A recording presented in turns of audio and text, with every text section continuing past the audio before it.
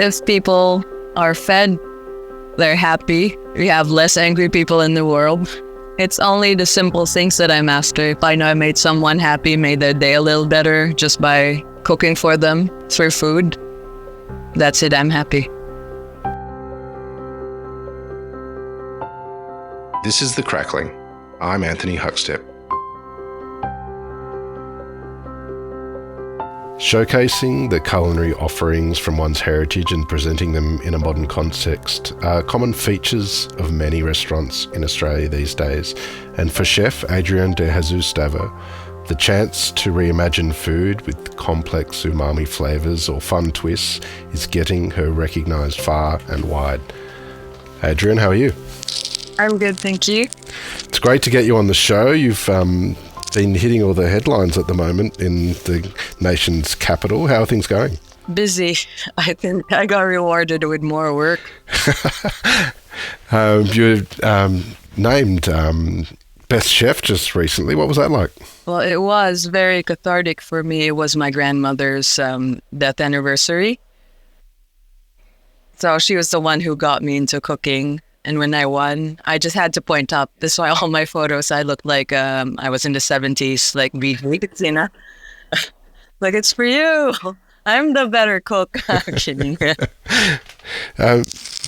What are you doing these days? You're cooking at Luna. Tell us a little bit about that project and what you're doing there.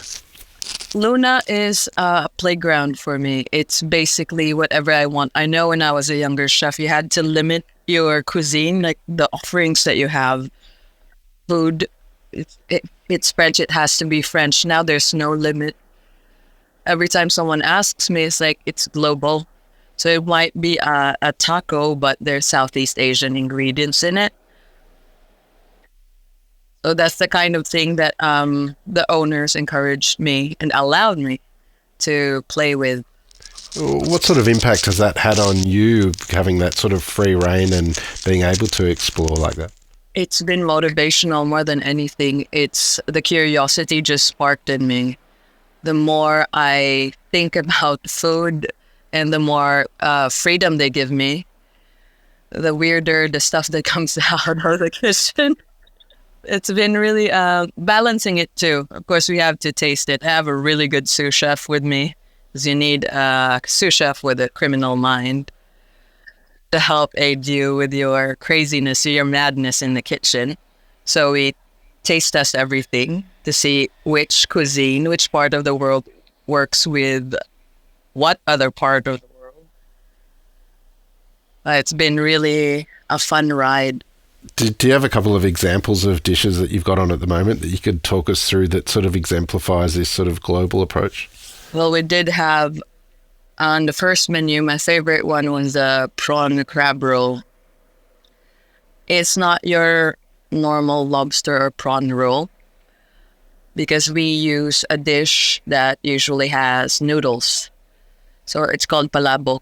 It's cooked in its shrimp shells or lobster shells turned into etouffee. It turned into almost like a reduced bisque.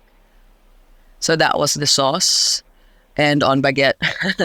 Well, I want to explore sort of what you're doing there in greater detail. But you mentioned your grandmother. Tell us about where did you grow up and what sort of role did food play for you? I grew up in the Philippines and in an island called Iloilo. I think I was a naughty kid because I got grounded a lot and I'm stuck with my grandmother a lot growing up. And she would always be cooking, and those were the activities that were available to me, being grounded. And it just sparked my curiosity with food. So ever since I was a kid, I was always playing with food. Filipino food is renowned for their pork and interesting dishes. Do you remember any dishes from your grandmother and when you were young where pork was present? So many things. I would see pig heads. And for most kids, it will be jarring to see the head of a pig on a chopping board in the kitchen. But it's a famous dish in my country. It's called sisig. So you have to boil it in all your aromats, soy sauce, fish sauce, and then you have to air dry it. You cut it up into tiny little pieces, including the cheeks, the ear, and you serve it on a sizzling plate. And then you crack an egg on top of that one, and then you mix it all together. Squeeze some citrus. It's called sisig. It sounds amazing. Are there any other dishes you can tell us about from particularly from the island that you're from? We cook everything there. Lechon is also a staple in our country for any celebration or just a Manny Pacquiao fight. It has a roast pig on a spit. I think that's what you call it here. But if it's extra special, we do lechon de leche or the suckling pig. And the first time I've had to cook it, I think I was 8. I was just helping baste with lemongrass turned into a brush, dipped in soy sauce with chili, calamansi, garlic to get that nice caramelized crispy skin. Take us through the process. It does have this incredible glassy, crisp skin, and there's all the aromatics inside as well. What do you need to do to get it right? Well, you need to stuff it with all the right ingredients. So you have your lemongrass, your carrots, your ginger, your garlic, your onion, your typical Asian bouquet garni. Right? And then you stitch it together. And my favorite part, because it proves my strength, is to try and actually skewer it with this really large bowl. And then we cook it over a fire that someone has to keep going. So it takes 3 people to cook it if you're doing it at home. Someone's rolling, making sure everything gets heated up in all the parts, and then someone keeps the fire going, and there's someone who's basting the skin with, like I said, the mixture that we have, which is soy sauce, muscovado, chili, calamansi, garlic. But it's like scheduled, you can't miss a beat. Otherwise, it will end up, the skin will end up with the texture of rawhide. And I did make that mistake once. Given that sort of upbringing and that connection to food early on, was a career in food something you'd always considered? No, I was an artist beforehand. I think I told you this before. I never thought how ingrained cooking was in my being as a person. Up until I moved to Australia, because it was the only thing that I didn't stop. And I took it professionally, harassed Mick Chatto, and he gave me a shot, and from then on I just never stopped. Tell us about your career in food in Australia. What have been the really sort of key people and venues that you've worked at that sort of influenced the path you've gone on? It's not a lot. It's been challenging for me, especially in the old school way of training. Now it's a bit more considerate, I would say. But back then, I was the only female. I was taking up pastry before I became a head chef. I loved baking. I liked knowing that I did something right. And Michael Chatto was actually the one who told me, your palate is good. Let's try and put you in hot ladder. And then bits and pieces, I moved to like fryer, I moved to line cooking as a chef de partie, became sous chef. And then I became head chef. And Queenie's was the one who actually gave me a bit more freedom when I became a head chef. Well, you really made a name for yourself at Queenie's. How did that role come about, and what were you doing there? I was the head chef, and I worked with a lot of Australian native ingredients, something I'm not familiar with. But when I tried them all, they were similar to all the fruits that we had in the Philippines.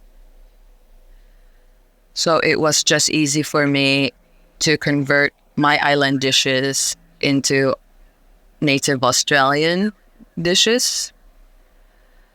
So the trajectory of my career went with that. The moment I became authentic to myself and found my identity as a cook. Was there any dishes during that period of time, and particularly pork dishes at Queenie's, that sort of exemplifies your heritage but also native ingredients? Oh, of course. I put sisig on the menu. They're the one that we were talking about, the pig head. And I turned it into a terrine. And instead of using macopa fruits, I used lili-pili, which tasted the same, it's just in smaller. So everyone was surprised, even Filipinos, like, how did you do this? And I also made sure that it's still crispy on one side. So one side of the terrine would be warmer and the other side would be room temperature. And it was served with pork crackling. So instead of bread. So just, it'll help you with the drinking. It is a bar after all. What was it like being in that head chef role there at Queenie's? Do you have any stories of the impact that it had on you, that role? That role made me push so much harder than ever. It was the beginning of me trying to find my identity as a chef and to be confident about it. I was able to talk to my suppliers, who I still talk to now. They are still my suppliers now, about what I want and what kind of product I'm looking for. So it basically just solidified me as a chef and gave me a voice.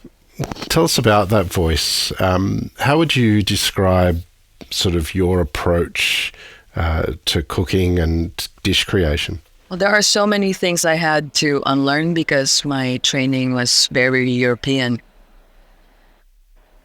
Michael Chateau specialized in Italian and French. And every time I show him what I've done to his Italian dishes, I call him like, I bastardized your dish. It belongs to Southeast Asia now. And we would just keep talking. I still talk to him for advice, even at Queenie's. Like, I want to make this, but instead of wine, maybe I'll use black vinegar. And we try it out. So the experimental side of me has been activated since Queenie's. And with that experiment, though, it's heavily inspired by my childhood, how I grew up. So you see sambal a lot in my menu. Like right now at Luna, I have the pork ribs adobo, which I've been told will never move because of the bestseller. So it takes about 18 hours of our lives, making sure it's light and tender.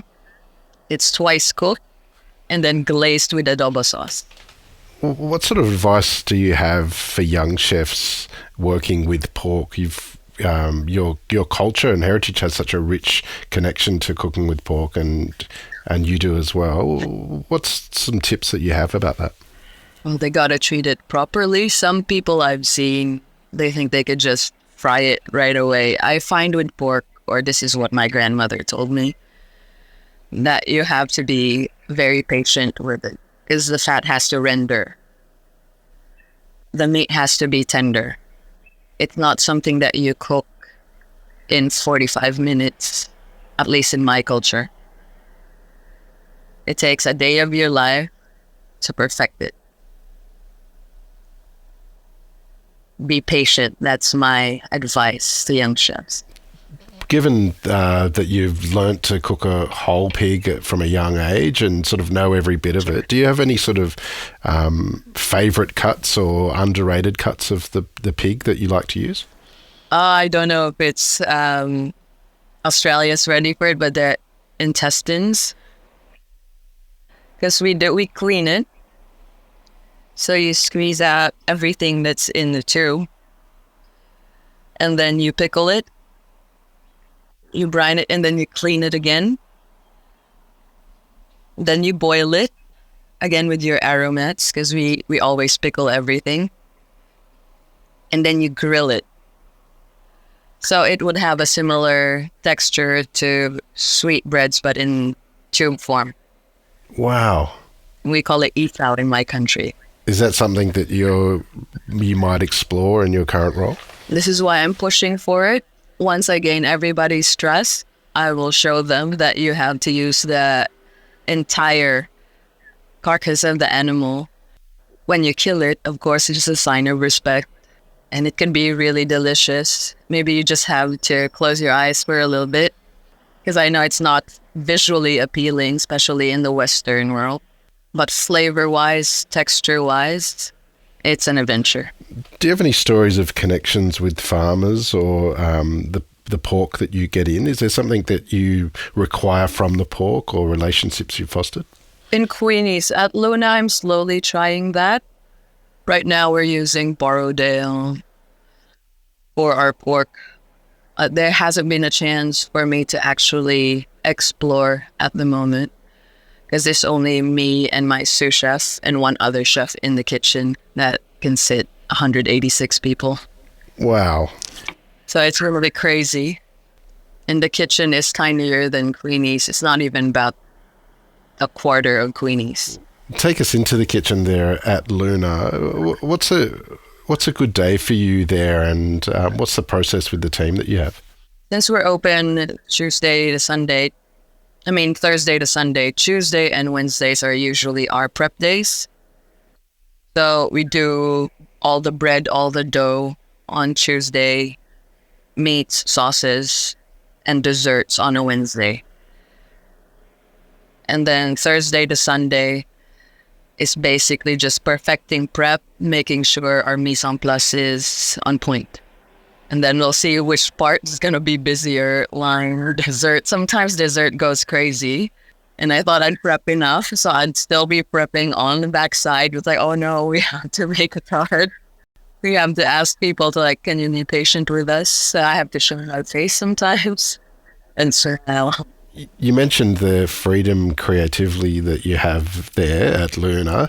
What's it like sort of creating a menu that is a kind of bar environment? You want to test the boundaries with creativity, but obviously there's a customer base to please as well. What does it take to strike that balance? I do have dishes that are quite approachable.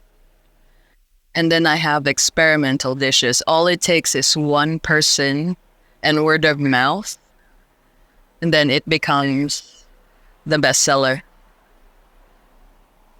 So I do have specials every 2 or 4 weeks. Whenever I hear from my suppliers that certain meat or vegetables are on special, I would go to it, create something, put it on special. And so far it's been good. I have ox tongue at the moment. But it's served with Filipino curry sauce, kare-kare. So it's been interesting. Sometimes it would sell well, sometimes it would not. Because I do have a photo with the tongue on my Instagram.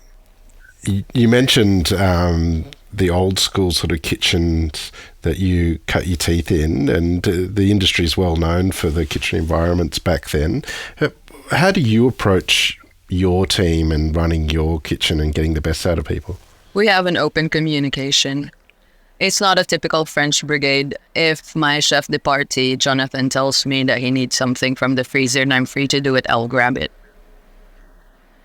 The hierarchy there is different. I just lead as far as direction is going with food, creating dishes. But if they have suggestions as to how to make service more efficient or how to make a dish approachable because it's too weird, I do pay attention and listen to what they have to say. And we try it out before I say no to them. What sort of impact does it have on them and what's coming out of the kitchen? It's very cohesive, and I can leave the kitchen and I know that they will treat the dishes with the same respects I do because they are highly capable chefs. So if you allow them to be themselves, come to the kitchen with their whole identity respected, then the kitchen will function full optimal. There's a lot going on in Canberra at the moment with some really interesting operators and an evolution of the culinary landscape. Tell us a bit about what you love about Canberra's dining scene at the moment. The Canberra dining scene is actually, we have a hawker type of food now, which for me as an Asian, I just adore. Of course, I have like classical Italians, French, Spanish here as well. So it's become more global over the years because I've been here since 2012. The access to different type of cuisine has been immense. And I'm seeing a lot of younger chefs trying to introduce their childhood to Australia as well. What's exciting you about cooking at the moment? The camaraderie that I have, because in my kitchen, again, it's very varied. So you have Filipino, Bhutanese, Mexican. So a lot of these cultures have strong ties with food, not just with family, with religion as well. So I've learned to cook traditionally through them, traditional Bhutanese or traditional Mexican. So it's just like constant learning. And I think that's what I enjoy the most. You mentioned originally you wanted to be an artist, and you were an artist. How does that sort of impact the creativity side of things for you in regards to your food? Well, plating is always on point. So there's that one. And as far as flavor is concerned, I think as an artist, you're always curious. You're always pushing the boundaries. Even when you paint or when you sculpt, how realistic do you want to take this piece? So with cooking, I see, let's say, how spicy I can make my sambal. So there are 3 levels to my sambal so people can approach it. And then when they realize, oh, it's not that bad, I told you, like, you can try the hottest one. Let me have chilies in my kitchen, please. And then, yes. And then you realize that they do like the same things I like. And adding it to, let's say, sweet. And they'd be more curious the more they trust me as to why I'm making that certain dish. And that part of being an artist helped me a lot in becoming the chef that I am. You mentioned about finding sort of your food and your voice on the plate. Tell us about sort of what's needed from your perspective to get to that level for young chefs out there. They shouldn't do what I've done, actually. What I've done was push too hard. I did not rest. And over time, it, like any other thing in this world, there's wear and tears. Rest, revive yourself, and then rethink what you want to be, who you want to be as a chef, what you want to create, what your signature dish is. Even smaller things like that. Give yourself time to enjoy life, to think and eat some more. Eat everywhere. Discover what you want to present to the world, what you want to share. Well, you're doing amazing things there at Luna, and it's one of the most exciting new venues in Canberra at the moment. What do you see yourself doing in the next sort of couple of years off the back of that? I want to get a hat. Just one. I think 2 means I have to be a bit neurotic. But yes, I want Filipino food on the map still. That has been what I've been talking about for 5 years now. So I'm still pushing for it. And I haven't run out of steam with that one. So it's still fuego, fuego, fuego. Oh, I would love to see that too. You've mentioned the pig skin a couple of times and having crackling as part of a dish and the importance of that as well with the cooking a whole pig. What are your tips in getting the best sort of that glassy crackling? The glassy crackling that looks like Peking duck skin. That involves a lot of patience. I think my grandmother was just nice to me, but I did mess it up a lot. And the moment I did it was when I was conscious in my mind. I was in my teens. You have to be patient and you have to equally spread your base.